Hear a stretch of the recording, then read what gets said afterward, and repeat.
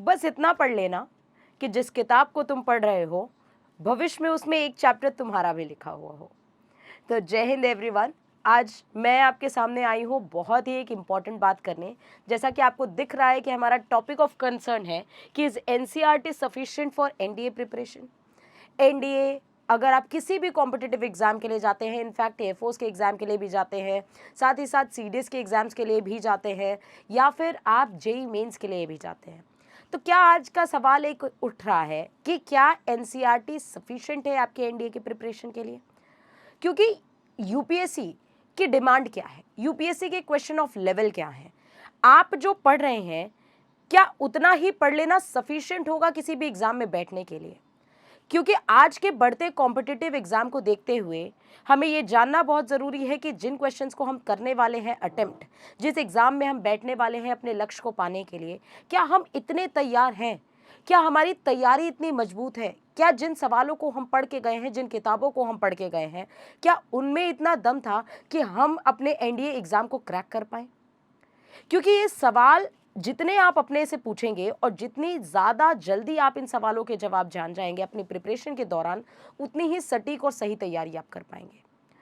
तो अल्टीमेटली मुद्दा ये है कि क्या है 11th और 12th एनसीईआरटी को अगर हम रिवाइव करके देख लें। रिवाइव करने का मतलब ये है, जब आपके एनसीईआरटी ने सिलेबस को अपडेट कर दिया, उस सिलेबस अपडेशन के बाद क्या कोई भी बच्चा इस काबिल रह गया है कि सिर्फ एनसीईआरटी पढ़ करके वो अपना कॉम्पिटिटिव एग्जाम निकाल पाए? सो अगर आप मेरा जवाब जानना चाहेंगे तो मेरा सख्त जवाब है नो। क्योंकि जब भी हम किसी कॉम्पिटिटिव एग्जाम के बारे में पढ़ते हैं, प्रिपरेशन करते हैं, तो हमें 2-3 बातों का ख्याल रखना होता है। क्या उस टॉपिक में क्या सफिशिएंट क्वेश्चंस हैं उसकी प्रैक्टिस के लिए? सफिशिएंट क्वेश्चन के साथ साथ क्या लेवल ऑफ क्वेश्चंस वही है? क्या उस बुक में हमें कुछ कॉम्पिटिटिव एग्जाम की झलक दिखा रहा है? क्या एक्सपेक्टेड क्वेश्चंस के टाइप के सिनेरियोज हैं उसमें, या फिर प्रीवियस ईयर क्वेश्चंस को कवर करती हुई वो बुक है? मतलब एक फ्लो ऑफ सीक्वेंस। जैसे अगर हमने वर्ड लिया 3D का, अगर 3D चैप्टर का नाम लेते ही हमने सारी चीज़ें क्लियर कर ली कि परपेंडिकुलर कैसे ड्रॉ किया जाता है किसी भी पॉइंट से, उसकी इमेज कैसी देखी जाती है, प्लेन पे किसी लाइन की रिफ्लेक्शन, लाइन का रिफ्लेक्शन किसी प्लेन पे, लाइन के अराउंड पॉइंट की इमेज, या प्लेन पे किसी भी चीज़ का प्रोजेक्शन देखना, लाइन पे किसी भी चीज़ का प्रोजेक्शन देखना, और मल्टीपल थॉट्स आते हैं। बट क्या अगर आप एनसीईआरटी खोल के देखेंगे तो क्या एनसीईआरटी वालों ने सिर्फ और सिर्फ एक कोरम पूरा कर रखा है, सिर्फ और सिर्फ टॉपिक कवर कर रखे हैं, कि वाकई में उसमें कॉन्सेप्ट भी है? इस बारे में हम जानते रहेंगे। सबसे पहला जवाब तो आपको मिल जाना चाहिए कि अगर हमारा एनसीईआरटी सफिशिएंट नहीं है तो अब 11th-12th वाले बच्चे करें क्या, क्या पढ़ें? साथ ही साथ क्या एनसीईआरटी मैम एकदम फालतू है, एनसीईआरटी हमें छूनी ही नहीं चाहिए? क्या सिर्फ एनसीईआरटी एक बच्चा सिर्फ बोर्ड्स के भय से पढ़ रहा है कि हाँ बोर्ड्स में सिर्फ और सिर्फ हमें बैठना है, इसलिए हम अपनी एनसीईआरटी को कवर कर रहे हैं? तो हाँ, रीज़न यही है बच्चों, रीज़न यही है कि एनसीईआरटी एक पढ़ने की आवश्यकता बोर्ड्स भी है। दूसरी मेजर आवश्यकता एनसीईआरटी पढ़ने की ये है कि जिस बच्चे ने एकदम कोई न्यू टॉपिक स्टार्ट किया है, कोई भी टॉपिक एकदम फ्रेश न्यू स्टार्ट किया है, तो वो सिर्फ और सिर्फ एनसीईआरटी देख करके ये समझ सकता है कि हाँ बेसिक क्वेश्चंस कैसे आते हैं। लेकिन ट्रस्ट भी बच्चों, अगर आप एग्जाम पॉइंट ऑफ व्यू से पढ़ने वाले हैं एनसीईआरटी को, तो आप कभी भी कोई भी कॉम्पिटिटिव एग्जाम क्लियर नहीं कर सकते हैं। अब मुद्दे की बात आती है कि मैम 11th-12th वाले बच्चे करे तो करे क्या? मतलब क्या क्या पढ़ें, क्या कितनी सारी बुक्स हमें पढ़नी पड़ेंगी? क्या एक टॉपिक जो हम पढ़ लेते हैं, कई बच्चों को तो यही नहीं क्लियर होता है कि कुछ टॉपिक जो आप 11th में पढ़ लेते हैं वो दोबारा 12th में नहीं पढ़े जाते। जैसे सीक्वेंस एंड सीरीज है, बायनोमियल है, परमुटेशन कॉम्बिनेशन है, ट्रिग्नोमेट्री है, कॉम्प्लेक्स नंबर क्वाड्रेटिक इक्वेशन है, ऐसे ही ढेरों सारे चैप्टर्स हैं जो केवल और केवल 11th में पढ़े जाते हैं। ऑल्दो उनका काम कोई बोर्ड एग्जाम में होता भी नहीं है।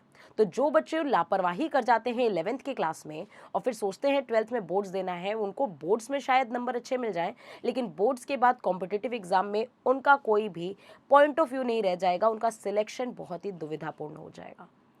तो अब बात करते हैं 11th और 12th वाले बच्चों को कैसे करनी चाहिए अपनी प्रिपरेशन, और क्या एनसीईआरटी पे भरोसा करके ही चलना उनके लिए सफिशिएंट है? लेवल ऑफ क्वेश्चन अगर हम बोलें तो मैंने जैसा कि बताया कि एनसीईआरटी में लेवल ऑफ जो क्वेश्चन है वो आपका नॉट इवन बेसिक्स है। एनसीईआरटी में जो इन लोगों ने किया है वो सिर्फ और सिर्फ टॉपिक्स को कवर किया है। इनफैक्ट सारे टॉपिक्स उसमें कवर भी नहीं हुए हैं, उसमें बस ये बताया गया है कि हाँ इस टॉपिक में इतने सारे टॉपिक्स आते हैं। कंसाइज फॉर्म में देखा जाए तो एनसीईआरटी की जो बुक है वो मोर और लेस टॉपिक कन्फाइंड बुक रह गई है, जहाँ पे हमें सिर्फ और सिर्फ कुछ टॉपिक और बेसिक क्वेश्चंस मिलते हैं। एग्जाम पॉइंट ऑफ व्यू से एनसीईआरटी लीस्ट इंपॉर्टेंट हो चुकी है। कॉम्पिटिटिव एग्जाम की बात कर रही हूँ बच्चों में यहाँ। तो अब एनसीईआरटी के बाद अगर प्रिपरेशन करनी है तो बच्चों को क्या बुक्स लेनी चाहिए? एनसीईआरटी एग्जाम्पलर्स लगा सकते हैं, साथ ही साथ हम आर डी शर्मा लगा सकते हैं। जो भी टॉपिक हम पढ़ते हैं, किसी भी टॉपिक को कवर करने के लिए हमें एक थ्योरी लेक्चर, बहुत ही डिटेल में एनालिसिस की तो ज़रूरत होती ही होती है। कोई भी बच्चा कोई भी टॉपिक पढ़ने से पहले आपको किसी न किसी की हेल्प ज़रूर लेनी पड़ेगी, जो आपको एक ही वीडियो में डिटेल सॉल्यूशन, डिटेल्ड कॉन्सेप्ट सारी चीज़ों के कवर करके बता दे। उसके बाद हम जिस भी कॉम्पिटिटिव एग्जाम के बारे में प्रिपरेशन कर रहे हैं, उसका पीवाईक्यू ज़रूर हमें कवर करने की ज़रूरत पड़ती है, क्योंकि जब हम पीवाईक्यू किसी चीज़ की देखते हैं तब हमें समझ में आता है कि हम वाकई में पढ़ क्या रहे हैं और वाकई में पेपर कैसा आ रहा है। ये सवाल उन बच्चों से है जो बच्चे अभी तक सिर्फ और सिर्फ एनसीईआरटी पढ़ने में लगे हैं कि बच्चों जगो, ज़रा एक बार पीवाईक्यूज ओपन करके देखो और देखो अपने सवालों के जवाब।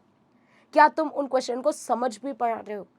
ट्रस्ट में, जो बच्चा सिर्फ और सिर्फ एनसीईआरटी पढ़ रहा है उसको क्वेश्चन समझने में भी तकलीफ आएगी, क्योंकि उसने कुछ ऐसे शब्द होंगे जो कभी सुने नहीं है ना कभी देखे हैं। लेकिन हाँ, कई बार पेपर में एग्जाम पॉइंट ऑफ व्यू से देखा जाए तो वो टॉपिक बहुत इंपॉर्टेंट होंगे जो एनसीईआरटी ने नहीं कवर किए हैं, जैसे वेक्टर्स, 3D, ये कुछ ऐसे चैप्टर्स हैं। Permutation, combination, probability, statistics, trigonometry, ये सारी चीज़ें बहुत ही बेसिक है, लेकिन एग्जाम पॉइंट ऑफ व्यू से वाकई में बहुत इंपॉर्टेंट चैप्टर्स होते हैं। कोनिक सेक्शन, जिसमें 4-5 चैप्टर्स होते हैं, एनसीईआरटी ने केवल और केवल एक चैप्टर में सबके नाम डिस्क्राइब कर दिए हैं कहीं ना कहीं कि हाँ क्या क्या टॉपिक्स होते हैं। एग्जाम पॉइंट ऑफ व्यू से देखा जाए तो ये सिर्फ और सिर्फ किसी चीज़, बच्चे को ये बताना है कि हाँ बाबा तुम्हारे सिलेबस में ये टॉपिक है, पढ़ लो जहाँ से मन करे। हमने अपनी एनसीईआरटी में एक वो दे दिया है, टॉपिक्स दे दिए हैं कि हाँ भैया ये सिलेबस है। तो एनसीईआरटी सिर्फ और सिर्फ एक बुकलेट है जिसमें आपको सिर्फ और सिर्फ टॉपिक्स मिल रहे हैं। अभी न्यू एनसीईआरटी जो आई है उसमें तो फंक्शन से हटा दिया गया है। आप ये सोचो कि जिस बच्चे को कैलकुलस पढ़ना है आगे चल के, वो बच्चा कैलकुलस कैसे पढ़ सकता है जब उसने फंक्शन ही नहीं पढ़ा है इन डिटेल। तो बहुत सारी प्रॉब्लम्स हैं एनसीईआरटी में, और इस चीज़ को कहीं ना कहीं फोरम को सोचना भी चाहिए और बैठ के इस पे विचार भी करना चाहिए कि हम वाकई में बच्चों को क्यों इतना मजबूर कर रहे हैं कि हाँ वो कोचिंग्स में आए, क्यों हम एक बुक नहीं ऐसी जनरेट कर पा रहे, क्यों इतना सिलेबस कम करने पे लगे हुए हैं हम, जहाँ पे हम ये चाहते हैं कि बच्चों का बर्डन कम हो जाए। बर्डन करने का मतलब ये नहीं है कि खाली घड़ों को जनरेट करना, साथ ही साथ उनके इस बुक इन पॉइंट्स पे भी फोकस हमें करना पड़ेगा, काट देना। साथ ही साथ हमें इन पॉइंट्स पे भी आपको फोकस करना पड़ेगा कि वाकई में हम जितना भी पढ़ें वो सफिशिएंट तो रहे, कि कल को हम अपना चेहरा दिखाने लगे या फिर हमसे अगर कोई छोटा सा बच्चा उस टॉपिक से रिलेटेड कोई सवाल जवाब ही कर ले तो एटलीस्ट हम उसे बैठा के उस पॉइंट को समझा तो सकें। तो ये पॉइंट ऑफ कंसर्न है जो एनसीईआरटी को भी एक पॉइंट ऑफ कंसर्न दिमाग में रखना चाहिए कि हाँ हम क्या बच्चों को पढ़ाना चाह रहे हैं, हम किस कॉन्सर्न से बुक को बना रहे हैं। क्या एजुकेशन का मतलब सिर्फ टॉपिक इंट्रोडक्शन रह गया है? क्या कंपटीशन के लिए ये ज़रूरी हो गया है कि कोचिंग्स के बिना आज की डेट में कोई भी कंपटीशन नहीं निकल सकता है? ये सवाल एनसीईआरटी से भी है और उन सारे बच्चों से भी है, क्योंकि ये टॉपिक बहुत ही गंभीर और बहुत ही हार्श है। आगे की बात हम करते हैं तो यहाँ पे मैं आपको कुछ और चीज़ें भी दिखाऊंगी। Does NCERT covers complete syllabus और only topics? Yes, definitely it covers only topic, not the whole syllabus. ठीक है, अब बात करते हैं सेट थ्योरी। सेट थ्योरी जितना अभी आपको दिख रहा है कॉम्पिटिटिव एग्जाम में ये सफिशिएंट नहीं होता है, क्योंकि 3 सेट के बारे में भी आता है। 3 सेट में बहुत ही डिटेल और बहुत प्रैक्टिस्ड क्वेश्चंस आते हैं जिसको आपको देखना चाहिए और आजमाना चाहिए कि क्या एनसीईआरटी और कॉम्पिटिटिव एग्जाम में डिफरेंस है। मुझे कमेंट सेक्शन में ज़रूर कमेंट करके बताइएगा बच्चों कि कौन कौन मेरी बात से सहमत है, क्योंकि आप सब उसी दौर से गुजर रहे हैं जहाँ पे आपको प्रॉपर गाइडेंस की ज़रूरत है। आप मजबूर हो चुके हैं कि स्कूलिंग के साथ साथ आप कोचिंग करना पड़े, क्योंकि स्कूलों में वो सफिशिएंट डॉक्यूमेंट्स रह ही नहीं गए जिन चीज़ों पे बच्चों को कमांड करनी चाहिए। आगे की बात करते हैं, रिलेशन एंड फंक्शन का आप टॉपिक्स देख सकते हैं। नॉट मच ब्रीफली कवर्ड, बहुत सारी चीज़ें हैं जो यहाँ पे कवर ही नहीं की जा सकती हैं। ऑल्दो एनसीईआरटी के साथ अगर हम सब्स्टिट्यूट बुक्स लेके चलें, जैसे आर.डी. शर्मा है, एच.सी. वर्मा है, अलग अलग बुक्स हैं, अगर उनको हम लेकर के चलें तो हमारे सिलेबस को ज़रूर एक कन्फाइंड टच मिल जाता है। आगे की बात करते हैं, ट्रिग्नोमेट्री का सिलेबस आप देख सकते हैं बहुत ही कन्फाइंड है, डायरेक्ट फॉर्मूले बेस्ड क्वेश्चंस है। लेकिन क्या सिर्फ फॉर्मूले बेस्ड क्वेश्चंस आते हैं? मैक्सिमा मिनिमा का इतना मेजर टॉपिक जो कभी भी कहीं पर भी कवर ही नहीं कराया गया एनसीईआरटी के चैप्टर में, मैक्सिमा मिनिमा का कोई जिक्र ही नहीं है, तो क्या ये टॉपिक उतना ब्रीफली कवर्ड है? अगर कॉम्पिटिटिव एग्जाम से देखा जाए तो एनसीईआरटी हाँ कहीं ना कहीं 30 to 40% कवर कर लेती है, क्योंकि इसमें फॉर्मूले हैं और फॉर्मूले कुछ हद तक इसने छू लिए हैं। ठीक है, आगे की बात करते हैं। कॉम्प्लेक्स नंबर, ये देख सकते हैं आप, ये एनसीईआरटी का सिलेबस है, कॉम्प्लेक्स नंबर और क्वाड्रेटिक इक्वेशन। कॉम्प्लेक्स नंबर और क्वाड्रेटिक इक्वेशन जो एनडीए में 10 नंबर के आते हैं, दोनों चैप्टर्स मिला करके, और एनसीईआरटी ने कॉम्प्लेक्स नंबर और क्वाड्रेटिक इक्वेशन को केवल और केवल एक चैप्टर में कंफाइन कर दिया है, और वो चैप्टर भी ऐसा है जहां पे आप रूट्स के साथ इक्वेशन निकालना नहीं जान पाएंगे, रूट्स के साथ दूसरी इक्वेशन बनाना नहीं सीख पाएंगे, कॉम्प्लेक्स नंबर में different types of complex form कैसे लिखे जाते हैं, साथ ही साथ ज्योमेट्री पे बेस्ड कैसे क्वेश्चंस आते हैं, क्यूब रूट ऑफ यूनिटी पे बेस्ड ढेरों सारे सवाल जो वाकई में कॉम्पिटिटिव एग्जाम के इर्द गिर्द घूमते रहते हैं, वो टॉपिक्स का जिक्र ही नहीं है। जैसे कि आप देख सकते हैं कॉम्प्लेक्स नंबर में मोटे तौर पे हमें इतने टॉपिक्स तो पढ़ने ही होते हैं, साथ ही साथ क्वाड्रेटिक इक्वेशन में, ये एनसीईआरटी का सिलेबस है, क्वाड्रेटिक इक्वेशन में इतने चैप्टर्स तो हमें पढ़ने ही चाहिए, जो कि एक डिफरेंट चैप्टर्स हैं, इनको हम एक चैप्टर कन्फाइंड तौर पे नहीं कह सकते। आगे की हम बात करें matrix and determinant. Matrix and determinant में जहाँ पे ये सिखाया जाता है कैसे ट्रांसफॉर्म करना है, ये वो दुनिया भर के पैटर्न से सिखाए गए हैं, लेकिन जो मेजर कॉम्पिटिटिव एग्जाम के पॉइंट ऑफ व्यू से जो टॉपिक है यहाँ पे वो ये है कि आपको ये पता होना चाहिए कि डिटर्मिनेंट की प्रॉपर्टीज़ क्या होती हैं, एडजॉइंट की प्रॉपर्टीज़ क्या होती हैं, इन्वर्स की प्रॉपर्टी क्या होती है।